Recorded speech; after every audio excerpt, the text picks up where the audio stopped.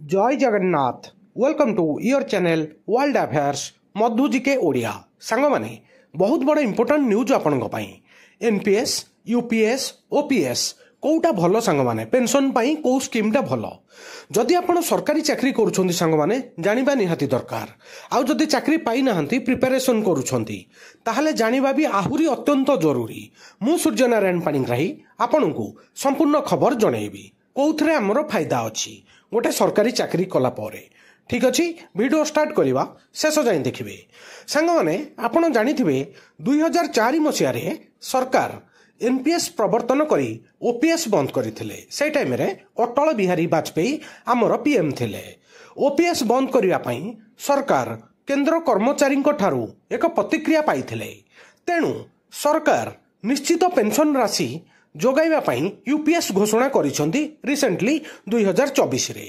अवश्य केवल कर्मचारी माने जेउ माने वर्तमान अवसर प्राप्त कर्मचारी समेत एनपीएस रो ग्राहक अटंती से माने यूपीएस चयन करि परिबे। जो माने एनपीएस अधीन रे रिटायरमेंट से माने चाहिले भी यूपीएस चयन करि परिबे। एबे जानिबा संग माने एनपीएस कोन संपूर्ण खबर मु आपन जणाउची। जातीय पेंशन योजना नेशनल पेंशन स्कीम जहां शॉर्ट रे एनपीएस कहा जाए। पुराना पेंशन स्कीम ओपीएस बंद हवा परे ओल्ड पेंशन स्कीम बंद हवा परे सरकार समस्त सरकारी कर्मचारी 2004 मसीह नेशनल पेंशन स्कीम जातीय पेंशन स्कीम एनपीएस प्रवर्तन करथिले। 2009 मसीह सरकारी एनआरआई स्वयं नियुक्त एवं असंगठित श्रमिक समेत समस्त व्यक्ति विशेष को अंतर्भुक्त करने एनपीएस रे कहिथिले। 2009 पर ठारू समस्ते जी चाहिए सी एनपीएस रे निजर पुंजी विनियोग करि परिबो। एनपीएस विभिन्न मार्केट संयुक्त वार्षिक स्कीम प्रदान करे जेउथिरे कर्मचारी किंबा व्यक्ति माने नियमित भाव में विनियोग करि परिबे एवं अवसर पर एक वार्षिक ग्रहण करिपारिबे एवं पेंशन मध्य पाई पारिबे। ठीक अच्छी बुझिपारे एनपीएस कौन। आउ एनपीएस ग्राहक मानकर जमा होइथिबा समस्त जेतिकी जमा करिसंती तार 60% टंका को प्रत्याहार करिपारिबे जेतेबेले आपण रिटायर नेबे। आउ अवशिष्ट 40% को जे कोनोसी एनपीएस वृत्तिगत पांठी परिचालक को पेंशन वार्षिक पाइबा पई विनियोग करिपारिबे। एनपीएस अधीन रे कौनसी निश्चित पेंशन राशि नाही। ठीक अच्छी ए पॉइंट मन रखिबे। एनपीएस अधीन रे कौनसी फिक्स पेंशन राशि नाही। जड़े व्यक्ति पाइथिबा पेंशन राशि बाजार बोले आमर शेयर मार्केट रो कार्य दक्षता एवं एनपीएस विनियोग योजना उपरे निर्भर करिथाए। ठीक अच्छे आपण एनपीएस विषय रे संपूर्ण डिटेल जानिबा को पाइले। वर्तमान यूपीएस कौन यूनिफाइड पेंशन स्कीम जोटा एबे लागू होईची 2024 मसीह ता विषय रे जणे दउची संग माने। यूनिफाइड पेंशन स्कीम यूपीएस हौची एक नूतन पेंशन स्कीम जहा कि 2024 मसीह रे सरकारक द्वारा प्रवर्तित होइथिला।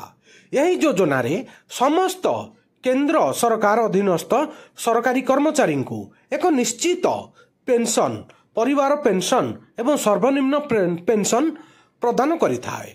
यह राज्य सरकारंकर कर्मचारी पाई मध्य वृद्धि करा जायछि। एनपीएस अधीन रे थिबा कर्मचारी माने यूपीएस पाई चयन करि परिबे। मैंडेटरी नुह सांग माने जदि आपण चाहंती यूपीएस को जाई परिबे। आउ यूपीएस स्कीम पाई आपण जो संपूर्ण रूपे पेंशन पाइबा पई मिनिमम आपण को संपूर्ण रूपे अति कम रे 25 वर्ष चाकरी करिया को पड़िबो सेवा देइथिबा को पड़िबो। ताहाले आपण रिटायरमेंट रो जो सेही वर्ष जो वर्ष आपण रिटायरमेंट हेबे सेही वर्ष रो आपणकर बेसिक जहा थिबो ताहार 50% आउ डीए मिसेई की आपण को पेंशन मिलिबो। आउ यूपीएस अधीन रे मिनिमम पेंशन पाई आपण अति कम रे 10 वर्ष सेवा करिथिबा दरकार 10 वर्ष चाकरी करिथिबा दरकार। जदि आपण 10 वर्ष सेवा देइछंती ताहाले सबुठारु कम अति कम रे आपण को प्रति मास रे 10,000 टंका पेंशन मिलिबो। पेंशन नबा समय रे जदि बाय चांस कोनोसी कारणवशत पेंशन भोगींकर मृत्यु होई जाए तेबे तांको परिवार वर्गों को सी जो रिटायरमेंट टाइम रे जति बेसिक सैलरी नौथिले तार 60% पेंशन रूपे दिया जिवो। बुझिपारे वर्तमान ओपीएस स्कीम कौन पुराना पेंशन स्कीम कौन ओल्ड पेंशन स्कीम ता विषय में जनाऊँगी सांग माने 2004 मसीह एनपीएस प्रवर्तन पूर्वर समस्त सरकारी कर्मचारी पुराना pension scheme OPS old pension scheme अधीन कार्य करुथिले रखा जाइथिला। ओपीएस सरकारी कर्मचारी अति कम रे 10 वर्ष सेवा प्रदान करिथिबा आवश्यक। पूर्वर जो ओपीएस स्कीम चलथिला सांग माने सेइथिरे आपण पेंशन पाइया पई हेले अति कम रे 10 वर्ष चाकरी करिथिबा दरकार 10 वर्ष सेवा देइथिबा आवश्यक थिला मैंडेटरी। तापरे जो वर्ष आपण रिटायर्ड होउथिले सेई वर्षर वेतन को आधार करी आपण को एक निश्चित पेंशन राशि मिलुथिला पुराना स्कीम रे। वर्तमान किंतु सेटा नाही।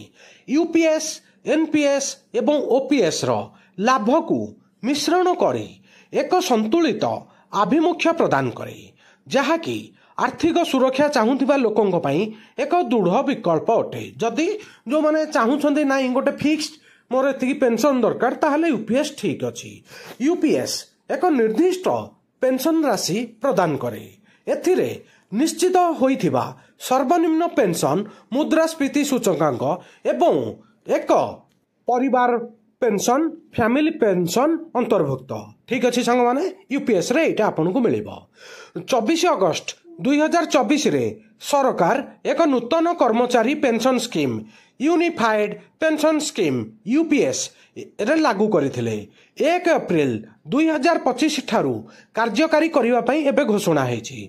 वर्तमान सुधा समस्त सरकारी कर्मचारी एनपीएस अधीन रे कार्यरत अछंती जहा बाजार सह जड़ित निवेश उपरे आधार करी पेंशन प्रदान करिथाए।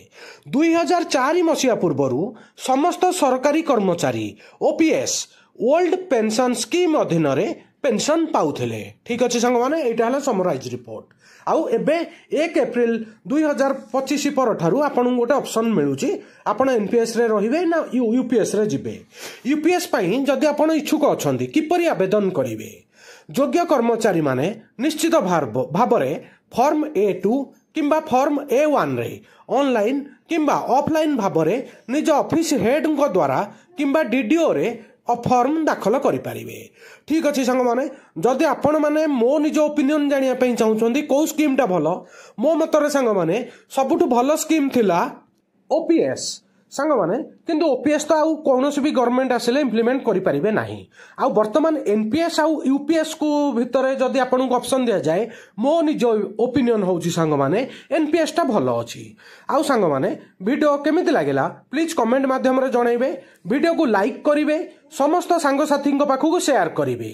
आउ पार्ट 2 रे मु आउ गोटे वीडियो आनिबी सांग माने एनपीएस आउ यूपीएस रे को भलिया सैलरी कैलकुलेट हुए पेंशन कैलकुलेट हुए आउ एनपीएस को मु काहे कि प्रिफर करिछि ता विषय रे जणाइबी सांग माने वीडियो को लाइक करिवे आउ नुआ थिले वर्ल्ड अफेयर मधु जी के ओडिया चैनल को सब्सक्राइब करिवे। सबुदिन इंपोर्टेंट जी के current affair sports affair world affair employment news notification सांग माने आपन को वर्ल्ड अफेयर मधु जी के ओडिया चैनल ले मिली थाए। वीडियो देखिथिबारु सांग माने बहुत बहुत धन्यवाद। जय जगन्नाथ वंदे उत्कल जननी।